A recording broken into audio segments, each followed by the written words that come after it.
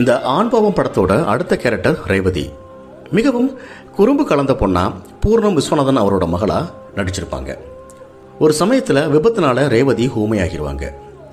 ஒரு துள்ளலான கதாபாத்திரத்தை எப்படி ஒரு சோகமான கதாபாத்திரமாக வடிவமைக்கலாம் அப்படின்னு காட்டியிருந்தாலும் இடையில எல்லாம் இயக்குனருக்கு உள்ள தனித்திறமை போல ஒவ்வொரு இடத்துலையும் ரேவதி எந்த விதமான வசனம் இல்லாமல் பின்னணி இசை மூலமாகவே கதையை நகர்த்திருப்பார் பாண்டியராஜன்.